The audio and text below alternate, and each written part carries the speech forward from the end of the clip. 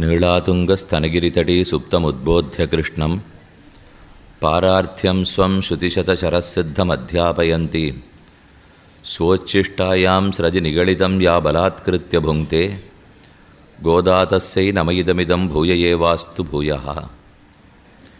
Sri Parasara butter திருப்பாவைக்கு சாத்திய இந்த தனியன் நீளாதேவி நாச்சியாரோடே கூடி சயனித்து கொண்டிருக்கிற கண்ணனை ஆண்டாள் துயில் எழுப்பி தான் அவனுக்கு அடிமை என்னும் அவனுக்கு கைங்கரியம் பண்ணுவதே தனக்கு புருஷார்த்தமென்னும் அறிவித்தாள் என்று சாதிக்கிறார்.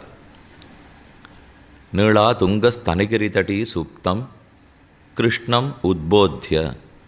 நீளாதேவி நாச்சியாருடைய உயர்ந்த திருமார்புகளிலே தலை வைத்து சயனித்து கிடந்த எம்பெருமான் கண்ணனை உத்போத்ய துயில் எழுப்பினாள். பாரார்த்தியம் ஸ்வம் தான் அவனுக்கே சேஷபூத என்னும் அவனுக்கு கைங்கரியம் பண்ணுவதே தனக்கு புருஷார்த்தம் என்னும் ஆண்டாள் அறிவித்தாள். இது இவளாகச் சொன்ன கருத்தல்ல. ஸ்ருதி சத சிரசித்தம் பாரார்த்தியம் ஸ்வம். பல வேதாந்த வாக்கியங்கள் கூடி நாம் பகவானுக்கு சேஷபூதர்கள் என்று சொல்லின.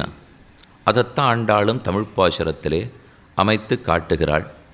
அதன் நேரே சொல்லக்கூடிய பாசுரம் திருப்பாவையில் இன்றைய நாள் பாசுரம் 19வது பாசுரம்.